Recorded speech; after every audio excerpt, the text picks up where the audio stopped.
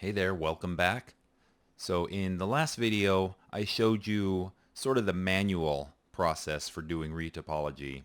Now in this next video, we're going to be doing the retopology on the Flightsuit, and hopefully I'll be showing you a couple of time-saving techniques that can speed up the process, make it a little bit less tedious. So you're going to want to open the file you are working on for this video, or if you're just jumping in here, you want to open up the video 3 and the Retopology Part 2 for that. We're going to open that file. And there's the piece we did before. So I'm going to hit in to create a new mesh. And like before, I'm going to save this as, and I'm going to create a video 5 folder. This is actually video 5.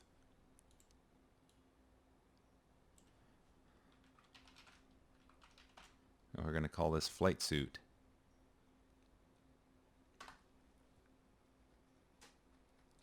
So we save that guy out. Now we want to change what we're making visible in the background.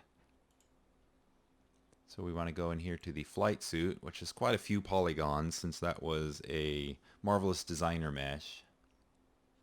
Alright, now we'll disable the chest armor. Minimize that guy again. Alright, so the way I'm going to approach this is I'm going to create a cylinder up the leg, and then I'm going to sort of use a vacuum forming technique with the background constraint in order to push that right against that surface. So first thing I want to grab here is my cylinder tool.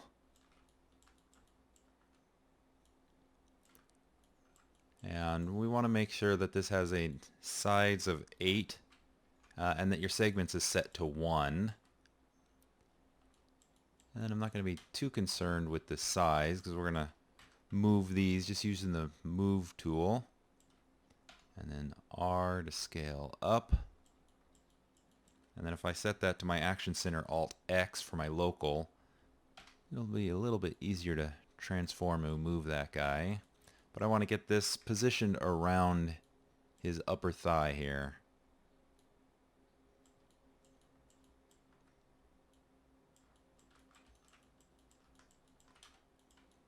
And we're going to do the same thing on this bottom cylinder.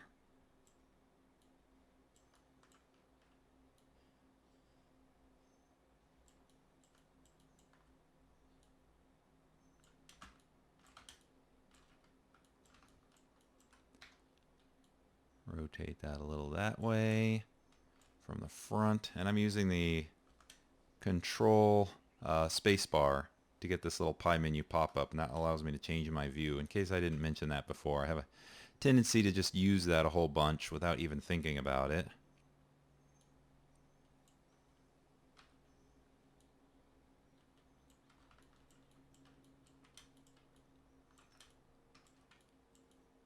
Alright, so I've kind of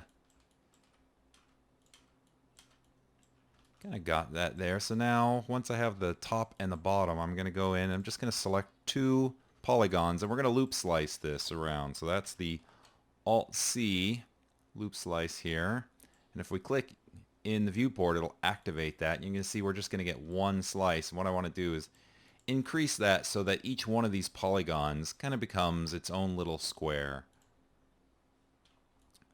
So I think that makes all the polygons square. Now it looks roughly pretty good.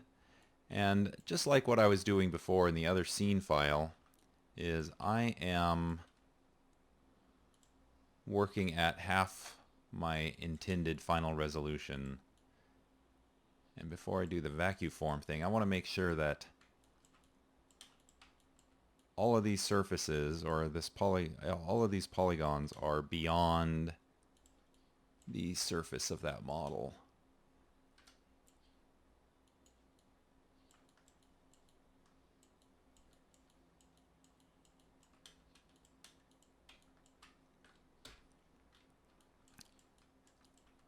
Delete this bottom polygon, and so that we can visualize what the final result's going to look like, I'm going to go into my mesh surface here, and I'm going to set my Catmull Clark's to 1 and hit Shift Tab on that, and that should give us just a single subdivision breakdown. Alright, and now this is where the magic happens. So I'm going to use the push tool to kind of vacuum form that against the background, but first I'm going to use my mesh constraint again. So I'm going to turn on the background, but this time I'm going to turn on vector. Now what the difference is between the vector constraint and the point constraint is the vector constraint will move along the vector of a tool, and then at some point if it collides with another surface, that'll cause it to stop, whereas the point constraint is always sort of like sucked against that background. Here, I'll demonstrate this if you're not familiar with it. Deform push, and I'm just going to start pushing that, and you can see how that just sort of gets all pushed right against the background there. There's probably something a little weird with that guy, but you can see we got pretty good. Now we can push this back out, which is something that's difficult to do when you have the other constraint active. Just use my push tool here, kind of get that form.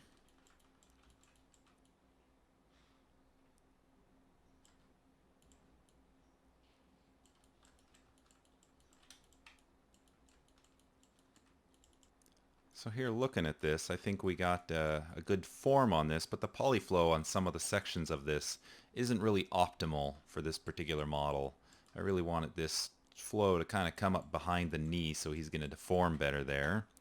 So we can use a couple of the tools that are in the Retopology layout. So if we jump over to our Retopology, again we're looking at this silhouette here. I'm going to use my Topology Tweak, and this kind of lets you sort of smudge things around on the surface.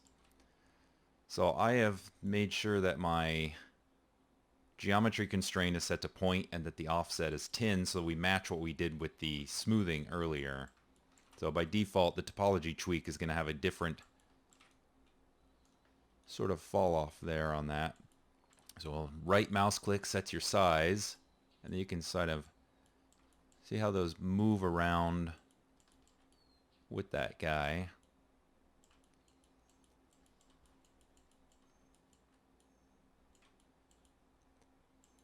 So I think that's probably a better polygon flow for that.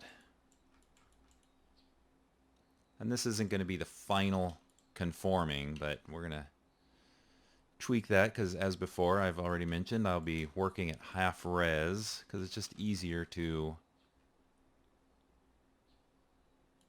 do that. So I'm going to turn off background constraint here, do my little push trick.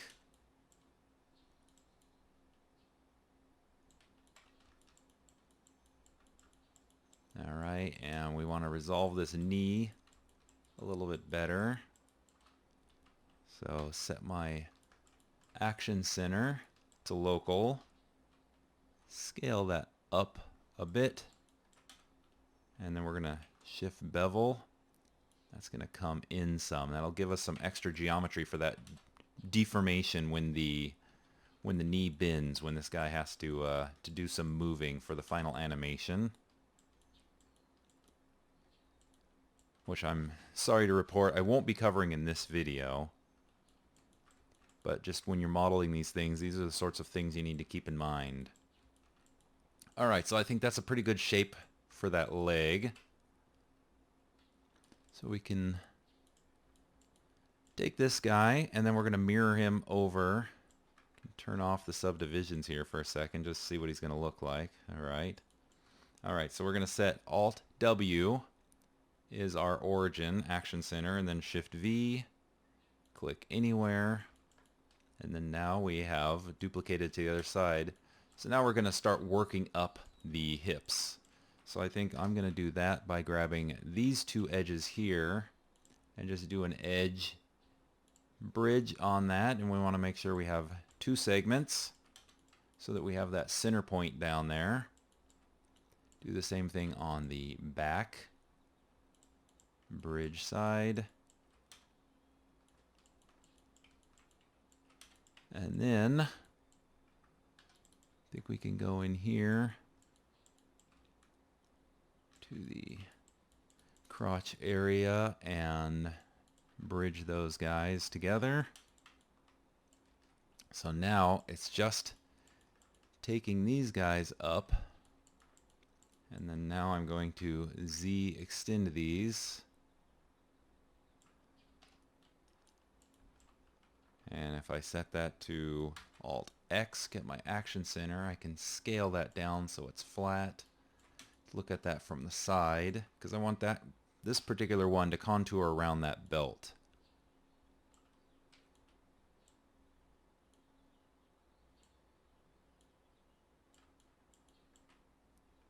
And see what that looks like from the front. Come up a little more. And then Z again. Perspective.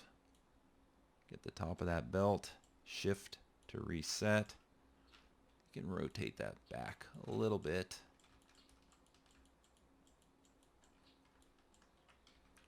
And then we're going to keep coming up and try and make more quads with this guy. So with Z, extend up, shift, extend up, shift, extend up. Alright, so I think we only need to do this bottom portion. This part of his torso is not going to be seen underneath the armor. So all we need to do is make sure that these guys sort of come outside using push on that.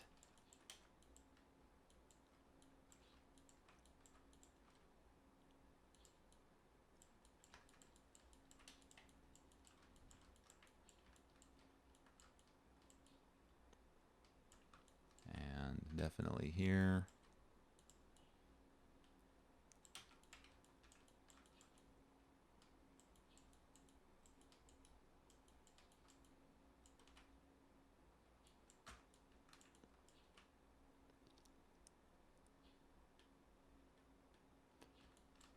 Alright, so let's see what happens when we smooth this top portion of this guy.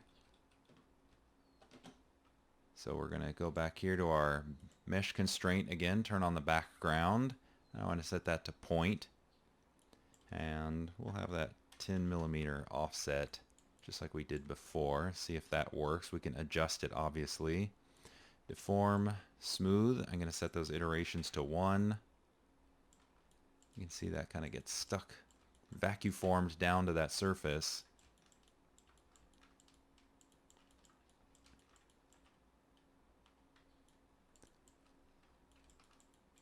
So that is looking pretty good. I'm going to jump over into the topology here, and then I'm going to see if I need to tweak this belt. So I'm going to use that topology tweak function. We're going to make sure all of these edges match up with that belt, because I want to bevel that out a little bit.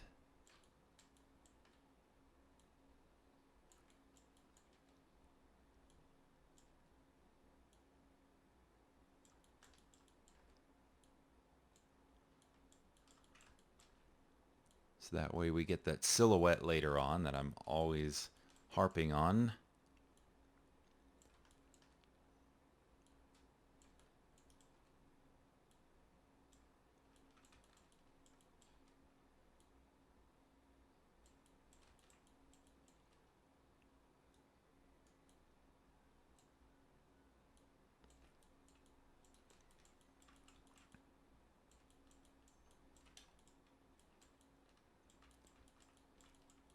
Alright, that looks pretty good. Now we're going to switch back into our model tab. So we want to hide everything except for the flight suit. So I'm just going to double click on the flight suit.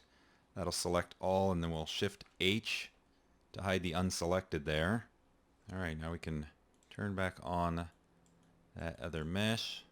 Apostrophe go in the background. Now what we're going to do here is, like before, I was working at half resolution, so I'm going to subdivide this guy now. Shift D, and we're going to go to a Catmull-Clark subdivision. And then now I'm going to use the smooth with the background constraint. We actually want to make sure that we have subdivision surfaces turned off now so that we're just dealing with the raw polygon. So you can see that when you have this selected down here, it'll tell you a polygon that's face mode. So we go to smooth, get our iterations up or down to 1. I always like to start at 1 just because it really has almost no effect on the object and you get more of the constrained background working right away. So if we just click in the viewport, 10 millimeters is now way too much. So 1 millimeter maybe we'll try.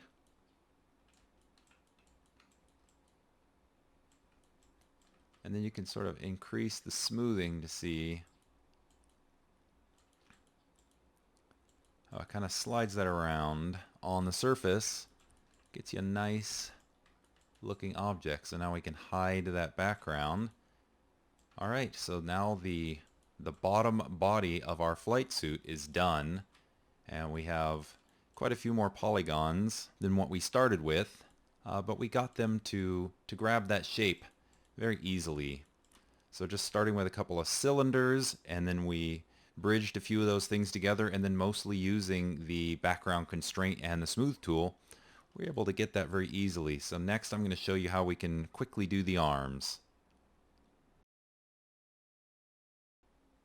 Alright, next up we are going to do the arms, and I'm hoping I can do those as fast, or if not faster, than what we did here for the legs and the torso. So the first thing we need to do is turn on that background layer, and then I'm going to press N to create a new mesh. Just turn that off there for a second. So now I'm going to jump back into my topology workspace here so I can use one of these other tools.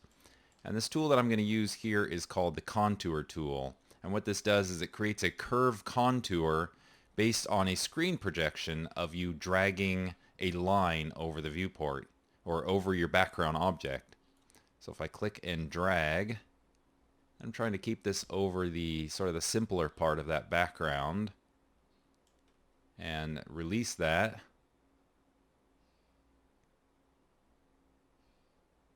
That creates a curve over the background right there. So you can see we got a pretty clean curve.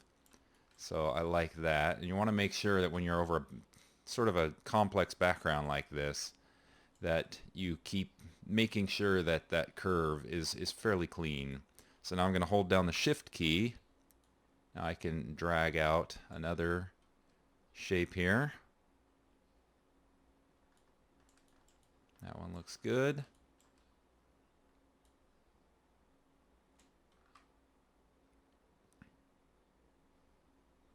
And you find if you don't like it, you can click elsewhere and it'll move the line based on its center point. So you can just move that to adjust the line and it'll recreate that contour there. Shift, drag out another guy.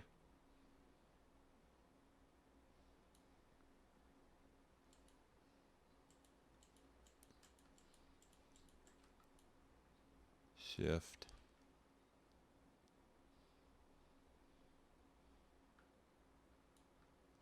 And shift.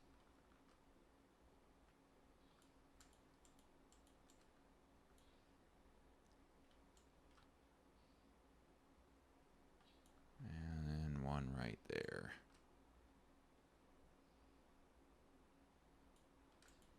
Alright, so it seems as though one of these guys didn't end up working right.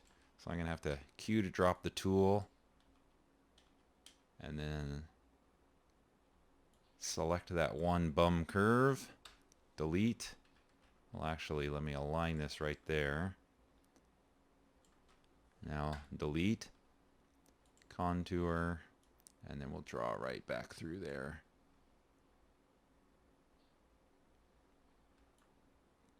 Alright, so now we got a good curve. So now that we've drawn in the curves that we want, then we are going to select these in succession in polygons mode. So there's 1, 2, 3, 4, 5, 6, 7, 8. Now we're going to get the bridge tool. And this is going to make sure you have continuous bridge enabled. And then if you click, now it's going to draw polygons between each one of those curves. So if we jump over into the Model tab, you can see what is created here. That's a pretty good close form to what we have to the arm. So I think I like the number of polygons in the loop, so I am going to slice that in half so they're more square. Uniform on that. See.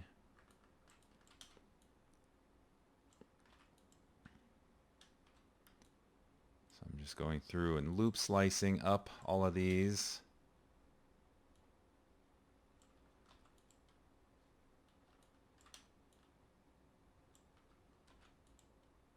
Alright, so I think there is our arm on that guy.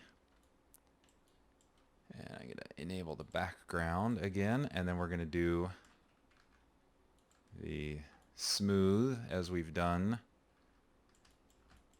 So I'm going to turn on my mesh constraint and turn on my smooth and then adjust that offset so they're all kind of floating a little bit more on that surface. So now if I turn that off,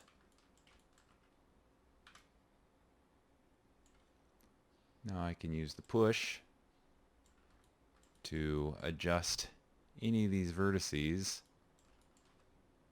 Make sure we have our mesh layer selected. That might have ended up getting tucked between some of these creases in the underlying mesh.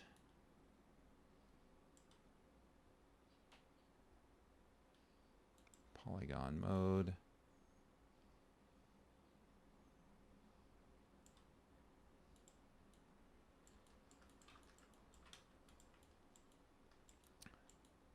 We'll do the same sort of thing we did on the elbow.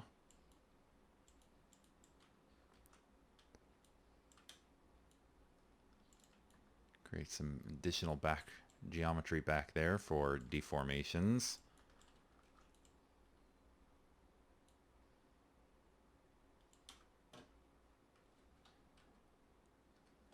And we'll smooth that out.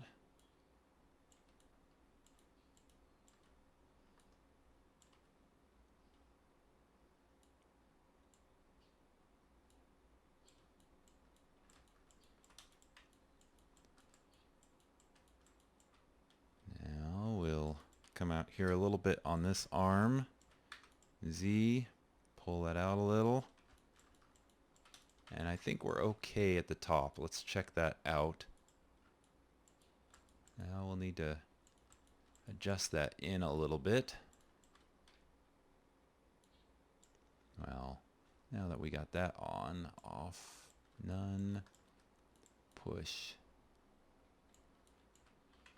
Alt X. I'm going to rotate it around. So that's another thing you need to sort of be mindful of when you're creating this geometry, is you want to make sure that when you're doing the different pieces that they're not sort of interpenetrating each other. So we'll turn that guy off, hide the background, Alt W for our origin action center, double select, Shift V,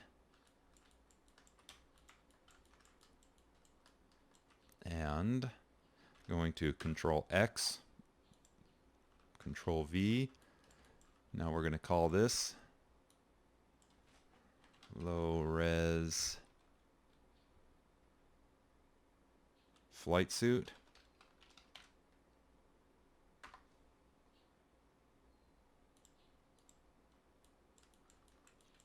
And we're going to hit M, and we're going to call this guy Bake Flightsuit.